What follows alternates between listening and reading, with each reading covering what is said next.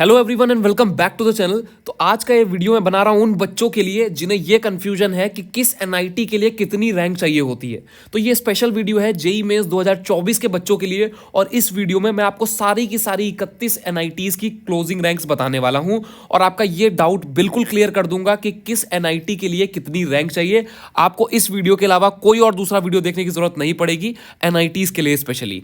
तो एनआईटीज सबसे first priority होते हैं हर बच्चे की जो जेईई मेंस दे रहा होता है। इस वीडियो में मैं आपको बताया कि 31 की 31 एनआईटीज की मैं आपको क्लोजिंग रैंक्स बताने वाला हूं और आप किसी भी कैटेगरी से हो सारी कैटेगरीज के लिए हम यहां पे कवर करेंगे। अगर आप जनरल के लिए कितनी चाहिए, ईडब्ल्यूएस के लिए, ओबीसी के लिए, एससी के लिए, एसटी के लिए। लेट्स सपोज अगर मैं एनआईटी ट्रिची का एग्जांपल ले रहा हूं तो एनआईटी ट्रिची के लिए जनरल वाले बच्चों को कितनी रैंक चाहिए होती है, ईडब्ल्यूएस वालों को कितनी चाहिए होगी, तो ये आपको एग्जैक्ट चीज में बताऊंगा। तो अभी हर एक बच्चे का जो एक्सपेक्टेशन है, जो अभी हर एक बच्चा यही सोच रहा है कि क्या हमें एनआईटी मिल सकता है, तो इस वीडियो के बाद ये आपका जो पूरा डाउट बना हुआ है, आप एक्सपेक्टेशन रखो या ना रखो एनआईटी को लेके, आपको एनआईटी मिल पाएगा या नहीं मिल पाएगा, कौन सी ब्रांच मिल पाएगी, ये आपका पूरा डाउट क्लियर हो जाने वाला है इस वीडियो के अंदर। मैं आपको क्योंकि लास्ट क्लोजिंग रैंक्स बताऊंगा, लास्ट क्लोजिंग रैंक्स जो स्पॉट राउंड है, जो स्पॉट राउंड सेकंड राउंड होता है, वहां की क्लोजिंग रैंक मैं आपको बताऊंगा। पिछले 4-5 साल की जो क्लोजिंग रैंक्स रही हैं, पिछले 5 सालों में सबसे लास्ट में कितनी रैंक तक एनआईटीज मिले हैं, उसके हिसाब से ये पूरा मैं आपको दिखाने जा रहा हूं। तो बिना टाइम वेस्ट किए हुए शुरू करते हैं एनआईटी इलाहाबाद से।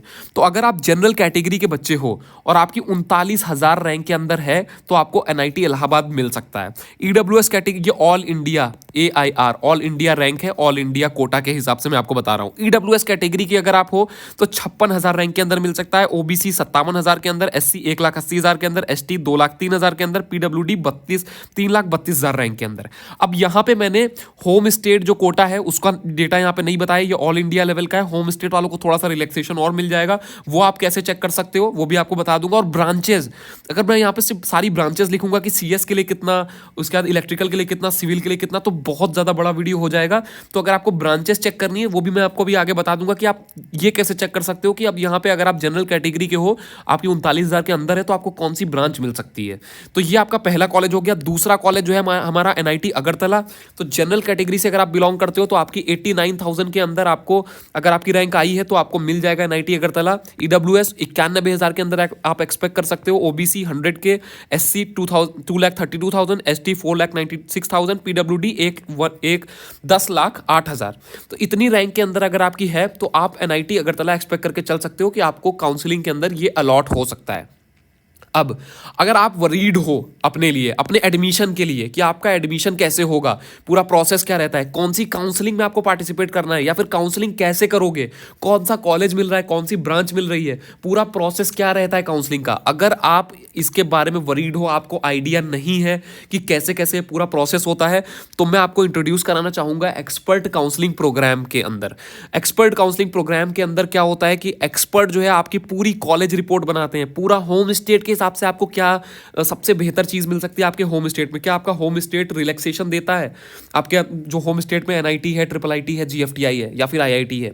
अदर काउंसलिंग जो है, आपको कौन सी अदर काउंसलिंग में पार्टिसिपेट करना चाहिए जिसके अंदर आपको और बेहतर कॉलेज मिल सकते हैं, कॉलेज ऑर्डरिंग कैसे करनी है आपको चॉइस फिलिंग के अंदर, ब्रांच ऑर्डरिंग कैसे करनी है, कैटेगरी सीट्स, आपको कैटेगरी सीट्स का क्या बेनिफिट मिलेगा, पूरी जो चॉइस फिलिंग होती है, आपको कौन सा कॉलेज ऊपर रखना है, कौन सा नीचे रखना है, कितनी ऑर्डरिंग आपको रखनी है, कितनी चॉइस फिलिंग करनी है, ये पूरी चीज। इसके बाद 1-on-1 call support expert counsellor के साथ जो हजारों काउंसलिंग कर चुके हैं। तो ये पूरा प्रोसेस जो है वो एक्सपर्ट के द्वारा किया जाता है। तो अगर आपको इन सारी चीज के बारे में अवेयरनेस नहीं है, आप पहली बार करने जा रहे हो, तो आप ये एक्सपर्ट काउंसलिंग प्रोग्राम ज्वाइन कर सकते हो और एक्सपर्ट से अपना पूरा काम करवा सकते हो। इसके फायदा क्या है कि आपकी जो एरर के चांसेस हैं, क्योंकि इतनी सारी चीजें होती है ना, बच्चे पहली बार कर रहे होते हैं या पेरेंट्स जिनकी काउंसलिंग कर रहे होते हैं वो भी पहली बार कर रहे होते हैं, दूसरी बार कर रहे होते हैं, तो अनजाने में बहुत सारी गलतियां हो जाती हैं जिनका उनको आइडिया भी नहीं होता है। अब मैं जैसे आपसे पूछूं कि अगर आपको, मैं अभी आपसे पूछूं कि आपकी जो रैंक आई है उसके हिसाब से आपको कौन से कॉलेज मिल रहे हैं अलग अलग काउंसलिंग में, क्या आपको उसका आइडिया है। मैं अगर आपसे पूछूं कि जोसा में क्या मिलेगा आपको, सीसैप में क्या मिलेगा, जैक दिल्ली की काउंसलिंग में क्या मिलेगा, जैक चंडीगढ़ में क्या मिलेगा, तो आपके पास ये डेटा नहीं होगा। अगर आपके पास ये सबसे इनिशियल कीज है, अगर आपके पास कॉलेज रिपोर्ट ही नहीं है, आपको पहले आपको ही नहीं पता है कि आपको कौन सा कॉलेज, कौन सी ब्रांच मिलेगी, तो आपका सबसे बेहतर चॉइस अलॉटमेंट कैसे आ सकता है। तो इन्हीं चीज़ों के लिए हमने ये बनाया है एक्सपर्ट काउंसलिंग प्रोग्राम, जहाँ पे आपकी पूरी गलतियों के चांसेस बिल्कुल खत्म हो जाते हैं और आपको बेस्ट पॉसिबल अलॉटमेंट करा के दिया जाता है आपकी रैंक के हिसाब से अलग अलग काउंसलिंग में। अगर आपको जैक दिल्ली में कोई अच्छा कॉलेज मिल रहा है तो उसमें आपको पार्टिसिपेट करवाया जाता है, वो कॉलेज अलॉट करा के दिया जाता है। जोसा के अंदर आपको जो सबसे बेस्ट कॉलेज मिल रहा है, सबसे बेस्ट ब्रांच मिल रही है, उसके हिसाब से आपकी पूरी चॉइस फिलिंग सेट की जाती है। सीसैब काउंसलिंग में स्पॉट राउंड जो होता है उसमें आपकी पूरी काउंसलिंग, ये पूरी चॉइस फिलिंग सेट की जाती है, ऑर्डरिंग की जाती है ब्रांचेस की और कॉलेजेस की। तो ये चीज़ें हैं आपकी एक्सपर्ट काउंसलिंग प्रोग्राम के अंदर।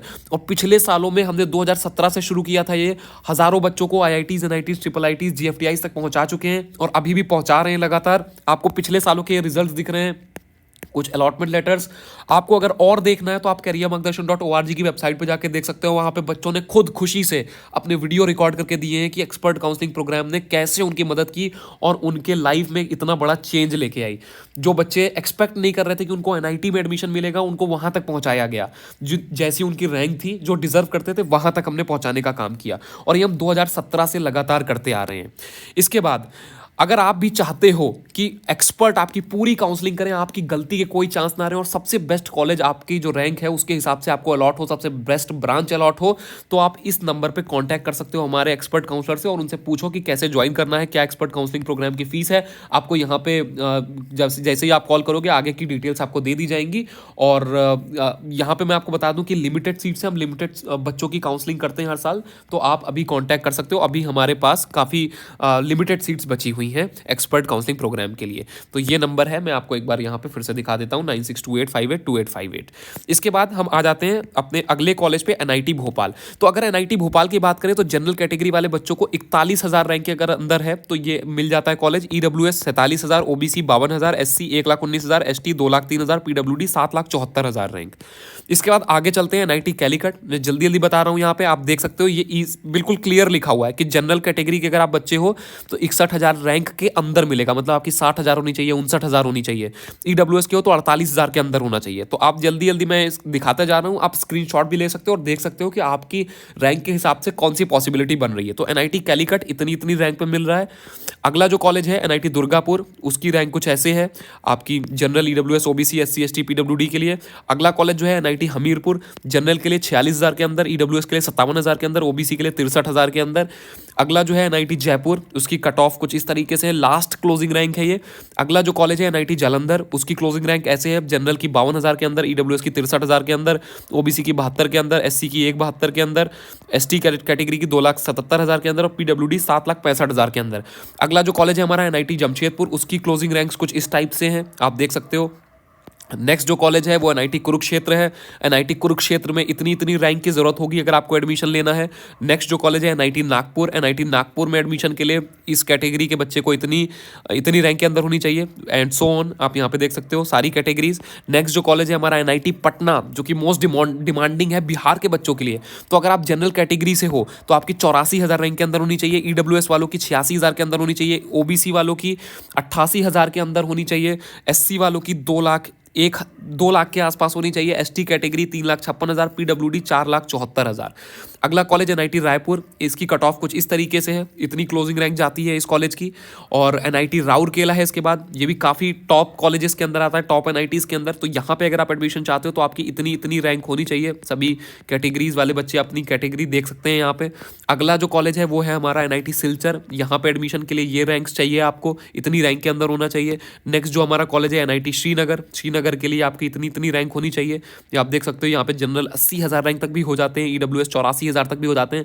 और ये मैं आपको डेटा बता दूं पिछले 4-5 साल का कंपाइल करके बनाया गया है। तो ये जो लास्ट बॉर्डर है, बिल्कुल लास्ट बॉर्डर होता है, वहाँ की रैंक्स हैं। तो यहाँ पे ज़रूरी नहीं है कि आपको सीएस ही मिल जाए। अगर आप जनरल कैटेगरी के हो, 79,000 रैंक है आपको, तो यहाँ पे सीएस मिल जाएगी आपको। एटलीस्ट एनआईटी श्रीनगर आप एक्सपेक्ट करके चल सकते हो, अपनी चॉइस फिलिंग में रख सकते हो, जोसा की, सीसैप की। इसके बाद एनआईटी सूरत के लिए इतनी रैंक्स की ज़रूरत होती है आपको।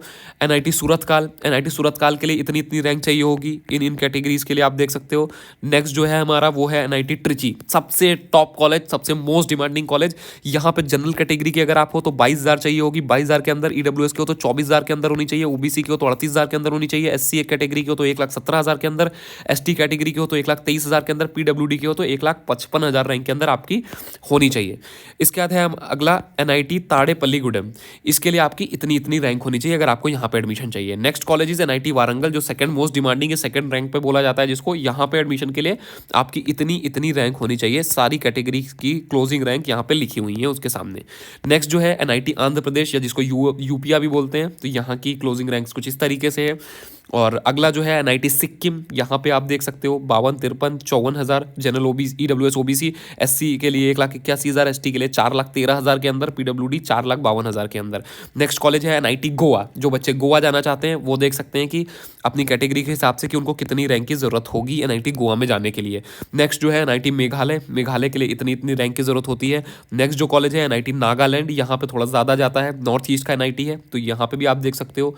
तो नागालैंड में जिनका एक्सपेक्टेशन है कि क्या 1 लाख रैंक तक मिल सकता है, तो आप देख लो बिल्कुल क्लियर है। जनरल कैटेगरी की हो तो 65,000, ईडब्ल्यूएस की हो तो 66,000, बाकी सो ऑन सारी कैटेगरीज।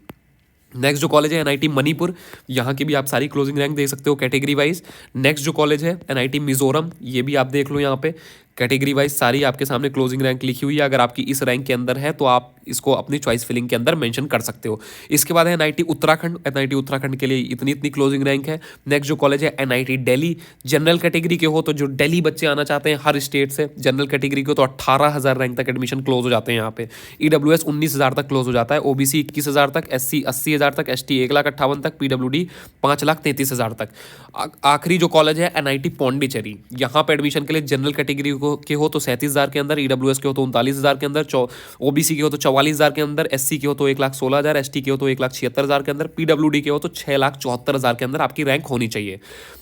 इसके बाद ये आपके सारे 31 एनआईटीज़ मैंने कवर कर दिए हैं, और आई होप कि आपको आइडिया लग गया होगा कि आपको कौन कौन से एनआईटी मिल रहे हैं। एग्जैक्ट ब्रांच के लिए आपको ऑफिशियली जाके कट ऑफ एक एक मैच करनी पड़ेगी, और अगर आप ये सारे हेडेक नहीं चाहते हो, आपको समझ में नहीं आ रहा है कि कैसे आप फिल्टर करोगे इतने सारे कॉलेज, कैसे चॉइस फिलिंग करोगे, तो उसके लिए मैंने आपको बता दिया है, आप एक्सपर्ट की एडवाइस ले सकते हो, एक्सपर्ट काउंसलिंग प्रोग्राम ज्वाइन कर सकते हो।